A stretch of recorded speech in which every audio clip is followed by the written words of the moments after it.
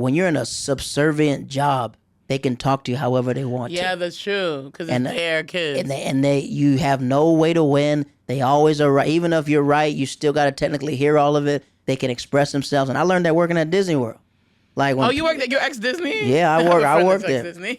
I worked They're there. crazy. Yeah, dog. I've seen a guy take applesauce and throw it right into my coworker's face, and she wiped it off and goes, "Have a magical day."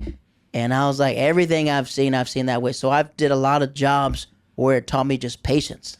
Yeah. The following is intended for mature audiences only. Discretion is advised. Hi, and welcome to another episode of We're Done Here podcast, emotional wellness comedy. Please make sure to like and subscribe to our podcast wherever you may be watching or listening to this. Today I'm here with, I don't know, the guy who runs the swamp here in New York City. Give it up for Jared Waters. Hey. Thank you for having me, madam. You're welcome. So what I mean by running the swamp, so you referred to the New York City comedy scene as the swamp because you're from Florida. Yeah, and just during the pandemic, it just got swampy. It was just it was nothing outside. Everything was outdoors. It was hot. Then I was like, man, it's a swamp. Then after that, some people just start catching on with it. And then I just made that list of like all the shows in the swamp, and then I just started calling it a swamp. It's true. It is a swamp, though. And also, like New York, I don't know if anyone knows this, we're experiencing subtropical oh my God, temperatures. Like apparently it's raining, we're subtropical. It's raining, it's super hot. Then I think that the heat here, because there's no way to there's no breeze anywhere. No, it's so just you like just you caught just in dying. it. Yeah, you just caught inside that heat, and you got to press through. And you smelling it. I know. That's why I took the sleeves off. I couldn't. I've sweated through almost every shirt. I thought you tried to see the guns. No, that's just too hot. So, you know when you get on stage and you be sweating. Yeah, I be sweating up a breeze. You gotta air that. You gotta air that back out. My hair it be going through. My hair is never bone straight because I'm always sweating. But your hair is always. I've never seen you had a bad hair day in my life. I don't think I've ever seen that. We are versatile with the hairstyles. We do a lot of different hairstyles. Okay, awesome. So Jared Waters, yes, ma'am. Comedian here in New York City, but you started in Florida. Started in college down at East Carolina University. Oh, I didn't know you started in college. That was okay. Yeah, I don't have to be. That's a long time ago. I don't know how old you. I was 17. I was like a very young person. Like I always wanted to do comedy. Like I remember me and my dad was in the military, so we bounced around a lot. So when we bounced, we would still have family time, and we would just watch these Sanford and Son DVDs. Me and my dad, and then I kept asking, I was like, "What does Red Fox do? How's he so funny?" Because he's a stand-up comedian. And then I just wrecked my dad's computer, downloaded Napster, and downloaded all these albums. I remember Napster. Put them like on a floppy disk, so I would just listen to all these albums. Then I was like, man, that's what I'm gonna do, stand-up comedy. Oh, so I love that. I was just always entertaining my family and all my cousins and stuff. So then when I moved from place to place to place, I was always a funny new kid. So nobody would really F with me like that. Well, they would, and then we would tussle a little bit. But other than that, it's always good when like the new kid is funny. No, that's true. So you're a military brat, so you moved a lot. We call you brats, right? Yeah, so that's what they call us. Yeah, we're all brats. They do call the military. Okay, that's so funny. You know what's so funny? Because like I like comedy, kind of like I like fell into comedy, but I always find it interesting when like people are like, I know I want to be a comedian, like, and I was like, oh yeah, like I don't know. Well, I mean, everybody's path is different. And I think sometimes that might be their problem. Some people think since they've been doing it longer that you don't have a right to police nobody's journey. No, that's true. Everyone has their own Everybody's path journey. to this. God's favor is not fair. You don't know if God's blessing you or something. I tell, especially a comic, I just had a phone. She's like, I'm doing this. I was like, congratulations. He's like, I feel bad because it's not you. I said, no, never feel like that. I said, if the door was kicked open for you, walk through that door. You don't got to wait to bring nobody else in. No, that's true. Your blessings are your blessings, yes, ma'am. And they are what they are. And comedy is a little weird because we're a community, but it's an individualistic game, so people watch everyone. But it's probably like that in other professions as well. It's like I wrestled in high school, so like we had our own weight classes, but at the same time, you could watch everybody else do different things. But at the same time, we're all on the same team. We're all trying to be funny. We all a community. We gotta collaborate with each other, and that's why for me personally, I don't want anybody to ever feel like I made them feel awkward or not anything else, because my thing is I know what it's like being a new kid. I was a new kid my whole life, so anybody, if they've 2 days, 4 days, 12 days doing stand-up, hello, come do my show. No, I don't care. True, yeah. I think my second or third show was your show. Oh yeah, in the you park. did. Yeah, you came to the park. I was like, you want to perform? You're like, yeah. I think a lot of people start on that park show. No, tons of people. Yeah, tons of people started on that park. You brought up a lot of people on that park show. So yeah, thank you for that. But this is emotional wellness comedy. Yes. So we interview comedians about a topic, and your topic today is stress. Stressed out. Which is something that we can all relate to, especially right now, United States. We stress. We stress, y'all. We stress it out. But like, tell me, like, when you first started experiencing stress. I think it's stressful. Just not relocating is stressful. Stressful like when you're called to do something and you're doing something else. Ooh, that day job could be stressful, and you're with people who don't share your same goal of knowing like this is just to support something else. Yes, that's true. Yeah, no, that is true. You know what? That is very stressful because like I actually feel that because sometimes you're stressed out because you're working on something, but like it's not what you need to be working on. Correct. So you're looking at everybody else. You're like looking at them like, they're doing this. I want to be doing that. But it has to be realistic. And some people just stress you out. Different bosses, I can't tell you how many people will just make your day upset because they're upset. No, that's true. Do you want to talk about your day job or Yeah, not? we can talk about it. Okay, so you're a teacher in the day? day? Yeah, I teach kindergarten in the day. And like now I'm not stress free, but I remember like when I first got here, I was just like every 2 years, they kept like replacing different bosses. And I had one boss and she was just stressing everybody out. She even like wore sharp heels to intimidate people. And then I was like, dog, you can't intimidate me because you're teaching kids. Yeah, but the thing is, it's like a military thing where they're trying to like break people down. So sometimes it's about like instilling fear. And I mean, I'm seeing girls break down in the hallway, crying all the time. And then one time she tried to check me, and I was just like, "What?" And she's like, "Why you wearing that?" I was like, "Cause I can." And then she like backed down, like, "You're not gonna cry?" I was like, "I ain't gonna cry. I don't care." But it was like little things that, like lies. And sometimes when you're in a position when your boss is lying on you, you can't do anything. No, that's true because they have the power. It's a power. It's a power dynamic. It's a stressful situation. That's why I was thinking like similes and like symbolism. Like that for me, I think I said last time, like that Chris Rock slap.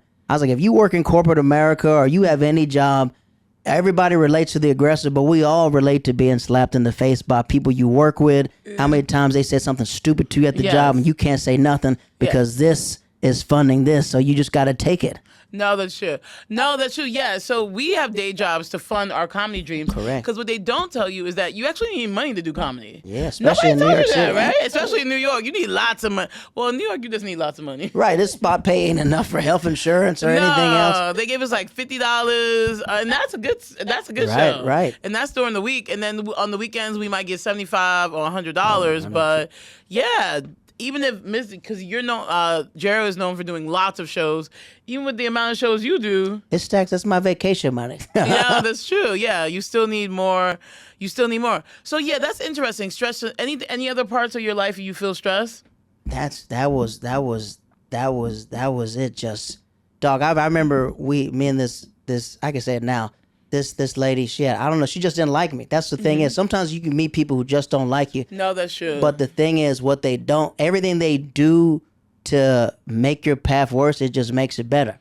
So interesting. she'd be all like, Jared, I'm moving you back down to kindergarten. I was like, well, that's what I want anyways. But at the same time, I have to pretend like, oh, okay, well, man. She thought you hated kindergarten. You actually do well with those kindergarten but that's kids. the thing. It's just like never revealing your hand to anybody. So I remember one time she gave me this, somebody quit, and I called her and said, hey, someone quit, just to let you know. She goes, well, Jerry, you're going to take the raise. You're going to do all this thing. So to become December, I'm going to give you this raise. Then December, before I went to the meeting, I just knew she would be on some BS. So I contacted her whole staff. Like, do you remember this conversation we have? Do you remember? Like, yes. I was like, you guys are all in agreement. Yeah. If I email, you guys are going to stand in, like, stand. So when I went to the office, I asked her about it. She goes, I never said that to you, Jared. Never. I asked someone else to do it. I said, that's funny because here we go on email. And then she just stood on it.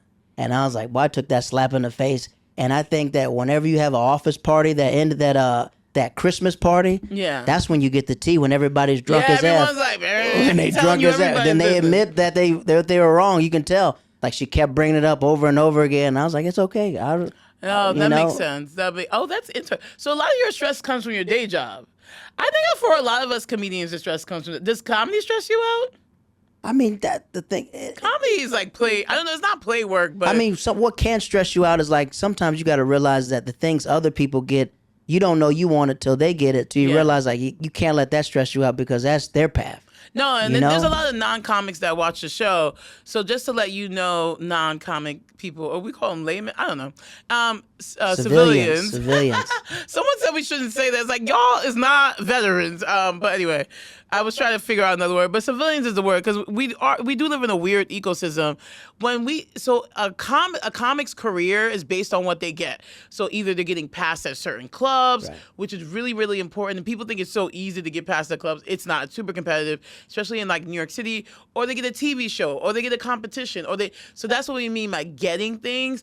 It's like the steps and building blocks to us becoming popular so that you guys at home know who we are. Social media kind of disrupted that system. I think the social media did, and which was cool because there's like certain gatekeepers. But for me, I think New York City's so hard because the people you looked up to are still doing spots, Oh my God. and they're still around. That's So true. it's just like that could be a stress thing when you're waiting for them spots to come out and the spots don't come out. Or this month you get like maybe 9 spots. Then you look at last year's emails like, no, I definitely had 15 this spots. Yeah. Are they trying to cut me down or anything else? Yes, exactly. And the hardest part is realizing that I've learned this as well, that you have to look at yourself and realize everybody's replaceable. Yes, Everybody's we're all replaceable Yeah. until you become unreplaceable. Yes, exactly. But exactly. like Beyonce said, never get to thinking that you're irreplaceable. Yeah. Okay. No, So- you must not know about me. Yeah. So that's the thing is just that used to bother me till I realized like, okay, even though I'm heavily in clubs, I'm still heavily in the indie scene. No, So most definitely. You gotta stay in both. Right, you got to Yeah. stay in both. And I think the problem sometimes when people get past like, oh, I'm only doing this. Now, don't damage that relationship you have with this place because you're going to need it someday. Yeah, just because you got passed at one club, like the Comedy Cellar, you still have to have your foot in like the indie scene as well, because you never know what scene is going to make you pop, right? We have multiple scenes here in New York City, so that's what Jared's referring to. But people love that Brooklyn scene. Yeah. And then I try to do it all. I mean, I try to do it all as well. I'll try to do it all as well. But I think the last stressful thing was I wasn't stressed like just filming in Ohio. When I filmed my Don't Tell out there, I wasn't stressed out, but I just wanted it to go well. I just really wanted it to go well. No, that's really stressful. When we're filming our comedy sets, yeah, talk about that, because when I film like that stresses me out. Like actually prepare, and for me, it was like my first big comedy set. Right. So it's like, okay, what jokes am I gonna say? How am I gonna say? Like I'm really stressed out about this. This is like your entree to the world. Correct, your introduction to the world. And it was like, for me, I thank God for favor. You know, I filmed one, and I thought I was like, okay, 7 out of 10. You know, I did what I could do. And then Kyle hit me up and goes, look, man, we can release it or we can retape it. I know you can do way better than that. And I was like, I'm glad I got a reputation of doing what I can do. Yeah. So when I went to Columbus, I was like, oh, these are my type of people. Midwest people. And then I was like, my wife had to convince me not to wear full camo because I was about to wear a whole camo. I was about to camo pants. You can wear everything. full camo. Oh, she's like, don't wear full camo. At least wear some black pants. So I did the black pants. Oh, that's funny. But like, it just went really well. And I'm thankful That's that a great tape. I thought it was a perfect set. and that's check out his set. Oh, thank you. And I thought that just like listening to her saying, slow down. You don't got to rush through it. And it was happened to be favored. Like my buddy Mike Turner was there, and before I went up, he goes, hey, take your time. Do it until you want to get off the stage. And I was like, I don't want to blow the light. I'm the first comic up. The first, and they give you that speech, hey, be mindful of the next comics and don't try to blow it. I was like, yeah, I definitely did 14 and a half. But that was just making sure, like, hey, and then the afterwards, I don't know, did you get it when you first dropped that's like the emotions hit you. Like once it's finally out, I was like, just people hitting me up that I never heard of in a long time and realized like, oh, this is what you're doing. This is what you gave up. And I didn't cry, but I was like, man, I got mad emotional the first day. Cause I was stressed out because I'm a stressor though. So I was like stressed out about like, will people like it? Like, and I'm always in the comment section. I'm like, who talking shit? Like, I stay, but even if someone says something nasty, it's like, I love you, Pee Wee. Oh, I'm always like, anyway, nobody talking to you, Mr. Ballhead. Like, positive reinforcement. That's what I do. Like, especially like, I hate you, Mr. Waters. So I love you too. What? Oh, that's really So cute. it's just But like, yeah, you're a teacher, so you understand like to do yeah, that. when I'm, people like, get very upset with mature. you, I was like, you do it like that. But my thing is like, you got to take the stress out of like trying to get JFL, trying to get whatever, and realize that all of our steps are ordained, man. Yeah, that's true. So once you release that, and that's the hardest thing about like as a comic, because it's so easy to look at everybody, because everybody's zooming in front of you, and then it's so easy. Then when you think you got a joke that works, and like, God, jeez, that thing didn't get nothing, and you knew it was fire. You knew you wrote it to knew it was a great perfection, joke, but and then then it's nobody like, cares no, it about doesn't it. get it. And then someone told me, it's like a younger comic told me, it's like, it might not go viral now, it can go viral later. And I was, that's crazy how I'm thinking about that instead of just like, I'm just happy that the whole tape went good. No, exact. And your taping's going well. I feel like you got your numbers are up, super good. For like most of the comics that get great numbers, like they have like a huge following and are way bigger comics, and like you're doing very well, so I'm that's just good. pure. But no, comedy is stressful in the sense like I think comedy is stressful to me in the sense that I want to present my best work Right. and I want to do a good job. I think comedy is stressful for other people for other reasons. I'm not one of those people who think like somebody owes me anything. I don't think anybody owes me anything. It's just like, what is the output I'm putting out? I put a lot of pressure on myself. So like my pressure is like internal stress that I'm providing to myself, which I should probably stop doing. But Well, I mean, that just shows that you care, man. Like I do really care, When yeah. I played sports, everything else, like I wanted to be the best, and I was like, Yeah. I know what I can do. yes. So like when my brother went to my first time, he goes, that was great. I was like, you don't know what I can do. Because you never seen me. Did you record in New York? I the recorded first in time? Los Angeles first. Oh, then, that was a horrible crowd. But it was has good. The It was worst crowd. It was. They had a good time. I think I like after my set, like people were killing after that. They did Yeah. their half hours, so I felt like I did what had to be done. But I just know what I can do. You Yes, just know what you exactly. can do, and it's stressful knowing. I think time stresses me out because you're always comparing yourself to like, man, Eddie Murphy did 19, Chris Yeah, Rock at no, the 34, comedy Chris thing, Rock yeah, at it's like 32. these So you be boy thinking like, oh wonders. man, I don't want to be an old man getting on. But at the same time, I was like, man, there's no timetable to this. You know, you could be. Look at that old dude that dropped his special. Now he's Yeah, freaking he's big now. right. He's huge now. So it's just like God's timing is everything. Yeah, that's true. So what I try to do is like whenever time we feel stressed out, we vacation heavy. So we're like, oh, I love big, that. Oh, we're- yeah, you guys do vacation. You and your wife vacation a lot. I love that. And I think like when you vacation, you start to see the world different. You start to see your American struggle different. Yes, To for realize sure. like I'm stressing over this and they stressing over food. They stressing yeah. over like that. And it just made me just open up the world and let me see like how they view us as black people. No, for sure. Yes. Yeah. Because people don't even know we exist. Like, they're like, I remember when I first went to India when I was younger to do my internship, they're like, keep in mind, like, it was weird because, like, Obama was president. Right. And they're like, there's black people in America. I was like, our president is black. But we're such a small number of black people. People keep thinking there's a lot of us. There's only like 14% of black people in this whole country. No, that's true. We're 42 million people. I feel like that's a small nation. That's a lot, but I mean percentage. Look how many more people there is. So we're No, still. that's true. So they think it's America's a white country, and they want to make it a white country, but that's a different podcast. Well, when we went to Brazil, we went to Salvador. That's like the blackest city outside of no, Brazil is very black. the blackest city out there. So I was like asking for directions. So I asked the black dude, and then we're just talking about blackness, and he goes, "Yes, I'm black, but I'm an Afro-Brazilian." And he goes, "We worked hard to establish ourselves as Brazilians." Yeah, that's So true. then I started understanding that I understand people now here in like America, how people when they say they're not black, they're this because people work hard to be identified. You know, I No, understand. that's true, I used to be that's like true. this one Dominican dude's like, I'm not Dominican, I'm black. I'm not black, I'm Dominican. Dominican. I was like, I get that, but at the same time, it's like you worked hard you from your culture. Yeah, you're not from your supposed to country. lose your culture to Yeah. come here. Like even white people don't want to be called white. No, they want to be You're called white. whatever I'm they're Irish. I was Italian. like, all right, relax, chill. You're white to me. No, But it's yeah, only that's the America where we yeah. strip off people's identities Yeah. and just label them as colors. And I didn't really understand that until I went out there. And this dude just told me like 4.5 million slaves went to Brazil. Then like over 3 million went to the Caribbean. And then like Yeah. 500,000 went to America. Yeah. And I was like, oh, wow. We were just the smallest We number. were the littlest Yeah, the bit smallest. of the transatlantic slave trade. Yeah, Right. most people didn't come here. But I guess we don't understand how we sound compared to everybody else. Because everybody knows where they're from except us. No, that's true. I mean, we're from here. Right. Even though Let's we're be honest. But even though we're from here, people can like I'm jealous that a Haitian can go back to Haiti and that's where your roots are. No, or that's like true. for us, like even when I do I ain't gonna do they're collecting people's DNA. But I mean, even when you do the DNA test, like, yes, I may be there, but at the same time, like, I don't have a connection. Because no, that that's connection. true. I mean, your blood is African, but at the end of the day, that's why I always grapple with, because it's like, I'm like, Black Americans, this is a different topic now, but Black Americans have been in the United States like for hundreds of years. 400. We've been here since the beginning. We've been here since the beginning. So at the end of the day, we are truly American. Like, if we really think about it, truly American. A lot of white Americans, honestly, are just second, third generation.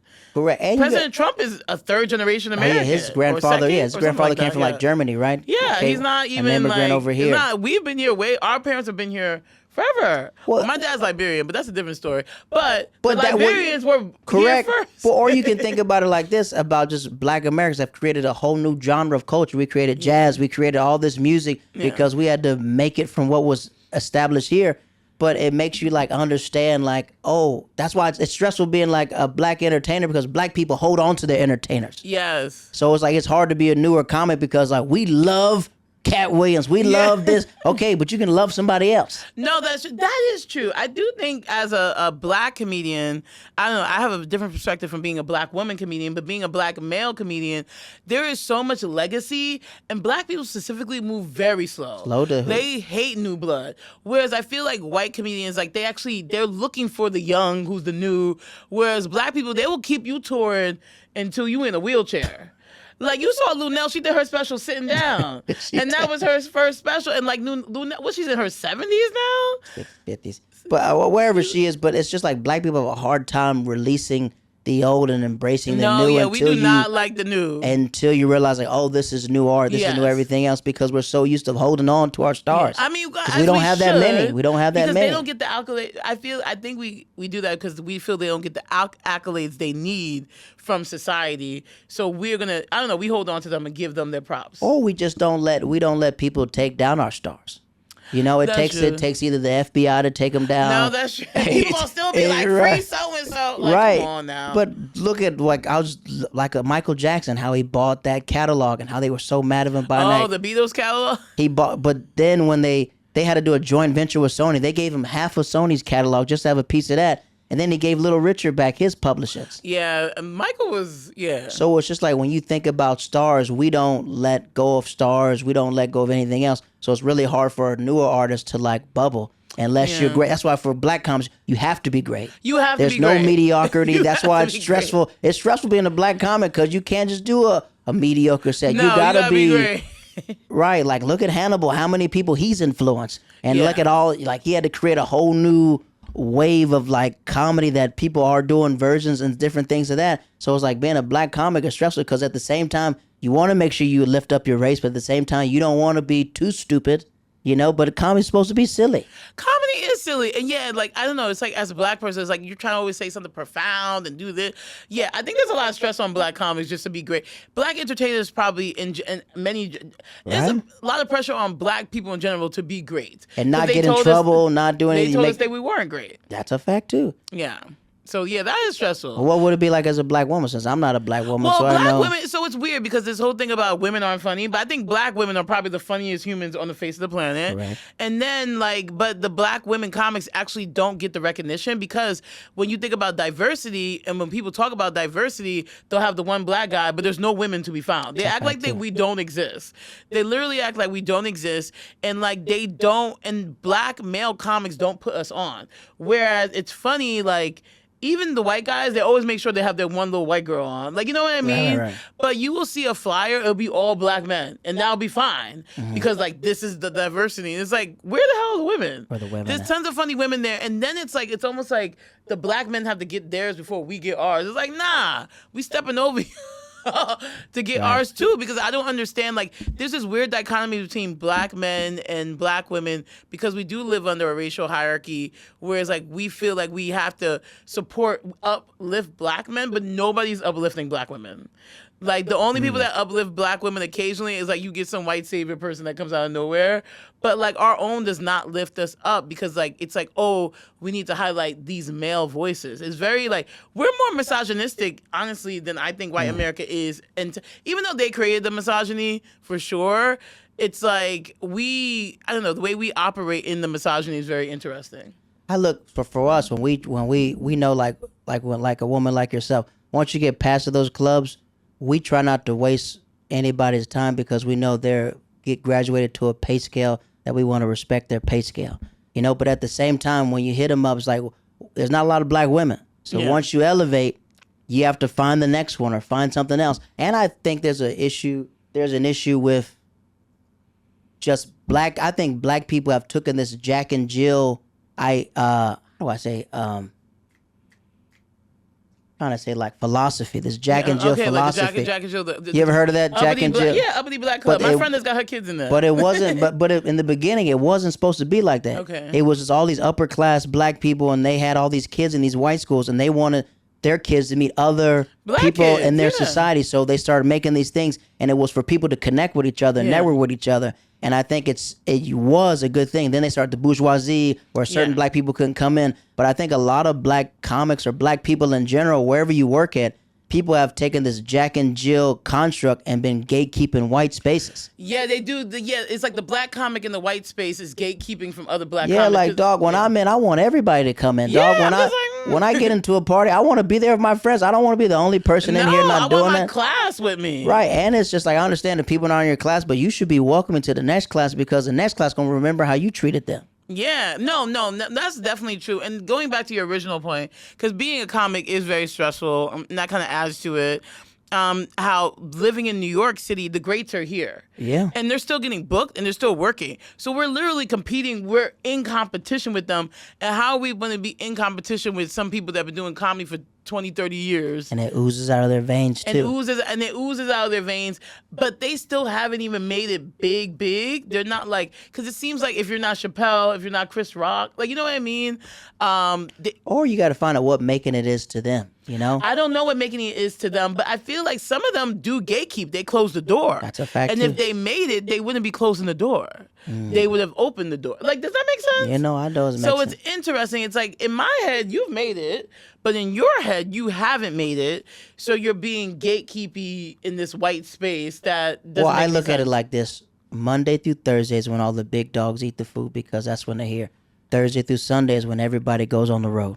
Yeah. And if they're here on the weekends, that means they don't have a big fan base, so that's why they're here. So technically, they haven't made it. They probably made it successfully to our eyes, but in their eyes, they don't want to be here. In their eyes, they want to be selling out. They want to do certain things. Yeah. So I understand like bitterness, but I pray to God that I'll never be bitter. No, I'll never be at be my bitter. house. And now I'm understanding. Now it's me and my old lady just talked about. Me and my wife just talked about it. About like, okay, you've done 1,000 shows for 3 years in a row. What's next? And I was like, you're right. I don't have to hustle this hard no more. Now we can, all right, let's do certain things. I just love stand-up. I just love it. You love it, Mr. Turbo. I just, even when I'm not around, I like being around it. And I enjoy watching people. I enjoy watching my friends get funnier and get better. Yeah, and I'll let people know, man, you got really funny, man. I remember that.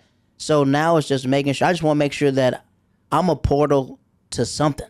I want to know that, hey, if Meka says, what do you can say about Jerry Waters? He helped me do this, or he told me where something else was. Yeah. So I don't want to be that type of dude who just ever gatekeep my people.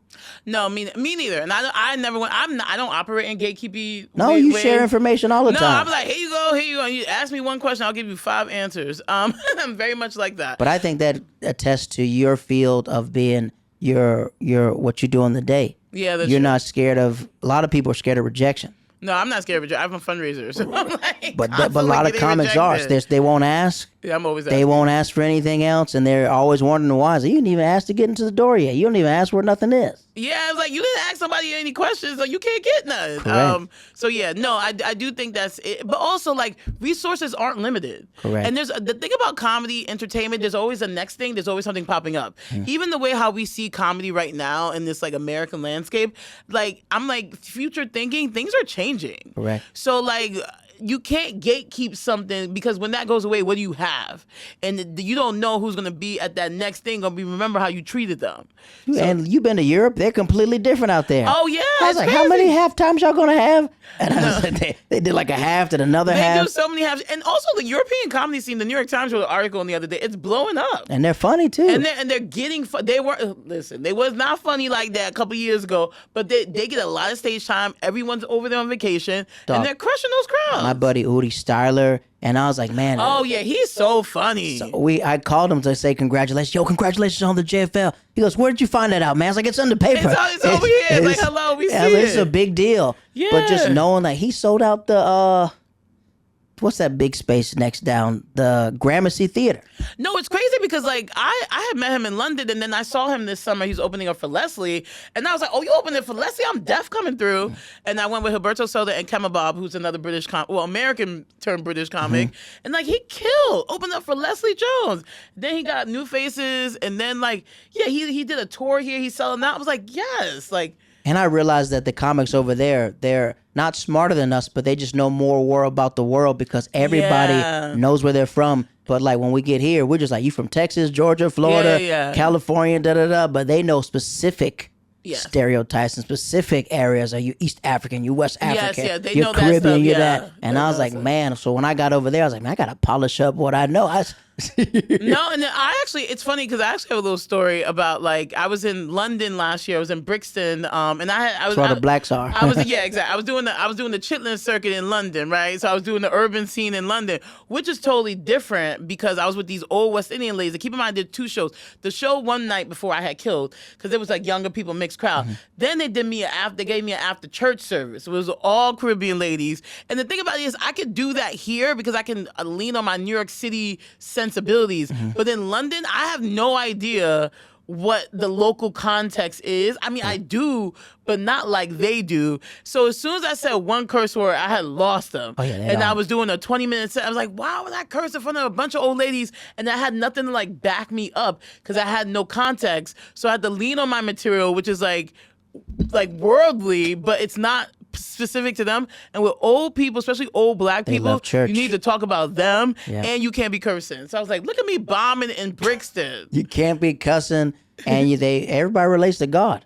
Everybody relates to God. So I don't have any God jokes. I don't be joking about God. And family, church, something. But that's what I noticed, like older people, you keep it clean. But I noticed out there, their migration happened from like World War I and World War II, where they came out there and they were promised certain things, and they got moved to the ghettos. So I think the more we explore, and that's the thing, you're a traveler too. The more you explore, the more you realize like, oh, it just makes you a better comedian or a better person in general. No, most definitely. No, I learned from that bomb because I was like, why would I do that? So yeah, you just gotta write other jokes, you gotta lean on things, and have a support system for stress. Like, don't be in this thing alone. Have to have somebody to talk to. Have somebody who's outside of comedy you can talk to. Have somebody inside. And have somebody that you can lean on. So I think most definitely. There's definitely friends outside of comedy in the life. I like the whole I travel when I'm stressed because I do that too. If I'm like feeling down here in New York, I'm just like, I'm leaving and I'll be gone. Dog, I remember the most stressed out I was freaking did last year, and I went on tour in Canada, and I was like, man, I'm so thankful that this comic goes, hey, let me take you to Canada. We did a tour out there, and like my job was just bothering me, and I was like, you know what, man, I'm in Canada, and I just and I was like, oh wow. And the thing is too, it's just like when you teach like little kids, with a split of a second, you have to be you're in charge of people's babies. Yeah. So it's just like it's a stressful environment because everybody thinks, how do I explain? Everyone, if you don't, you got to see everything at all times. No, that's just so even hard. like a little mistake, like if someone bumping their thing, like did someone hit him in the head? I was like, oh, he hit himself on the thing. Oh, is he okay? I was like, hey, it's okay. That's dealing with parents. Right. Ooh. So you're dealing with people who are not educated. You're dealing with people who they don't realize that, like, yo, when I said 3:30, dog, my mind is out. So I had one situation when this parent goes like, yo, he hit me at 3:30. I was like, dog, I gotta go. And he's asking me all these questions. I said, dude, I don't remember. How do you not remember? I said, yo, my brother. And then my coworker goes, Jerry, you okay? I was like, how does it look? He goes, you look like you're about to do something. So then I had to call him and apologize. And I was like, let me apologize so I can keep this thing. But I realized, like, when he was on the phone, he goes, hold on, let me just mute yourself so I can talk to him. And I was like, oh, this dude was putting on a whole performance for trying to get his wife back. I'll do anything for my son. I love my son. Then I was like, okay, John Q. And he's like, John Q. And I was like, they don't know, my mouth is really slick. But like, when I shook his hand, I was like, boy, you ain't going to do nothing to me. Okay, but I realized it's an advantage because when you're in a subservient job, they can talk to you however they want to. Yeah, that's true. Because it's their kids. And you have no way to win. They always are right. Even if you're right, you still got to technically hear all of it. They can express themselves. And I learned that working at Disney World. Like when you worked at your ex-Disney? Yeah, I worked there. Disney. I worked They're there. crazy at Yeah, Disney. dog. I've seen a guy take applesauce and throw it right into my coworker's face, and she wiped it off and goes, "Have a magical day." And I was like, everything I've seen that way. So I did a lot of jobs where it taught me just patience. Yeah. And this Haitian Duke. So at Disney World, whatever they call it, Disney jail, whatever you don't want to do on your resume, they put you there. So you quit or anything else. So I was doing one job and I got in trouble and they sent me to like the Disney jail. And I was in Cosmic Rays, the hottest place. We dropping fries, thousands of burgers. And this Haitian dude talked to me back there and he goes, "You think you better than the fries?" And I was like, "Yeah." He goes, "Why? Because you're educated?" And he goes, "If you learn how to do these fries," he goes, "you can make your job a whole lot easier." And he just showed me how to make fries. And we're just making fries and dropping fries. But he taught me so much about life. He goes, "You're not above anything." That's true. No one's above anything. He goes, "So it's teaching you patience. It's teaching you how to realize if you do this small thing, these people won't stress you out because they're all depending on this." And I learned that dropping fries back there. I love that Fuji, story. that was his name, Fuji. I love that story. That's such a good story. Thank you so much for sharing your stress journey and like how you deal with stress and mixing in like, comedy, because it all comes from work and most stress comes from work, but like family life. So thank you so much for sharing. So this is We're Done Here podcast. So we're kind of done with stress or being stressed out about that. But what's one thing you're not done with, pop culture or otherwise? What am I not done with? Give me an example. What are you not done So with? like, so I would say, so I'll go first. I'm not done with Tyler Perry. I love Tyler. I just watched Tyler Perry plays. No. I'm a Tyler Perry head. I love all of his movies. When you deep in the South, you understand like when I remember when his first plays dropped when my friend gave my mom this fake DVD, this bootleg DVD, and we all watched it as a family. And that just like when I watch those plays, it reminds me of just like me with my family and doing it. And I remember watching his growth, watching his journey of just like from plays to TV shows to this, to this, to this. So yeah, like when I got up to New York City, I was like, man, why people hating on Tyler all the time? We do hate Tyler Perry up For here. what? My Like, mama like him though. Yeah, but my thing is like he has his own audience. I know, but we just think it's. I don't know. I don't know. He makes. There's many reasons why we don't like him. He feeds his fan base. They let Adam Sandler feeds his fan base. No, that's true. That's true. That is true.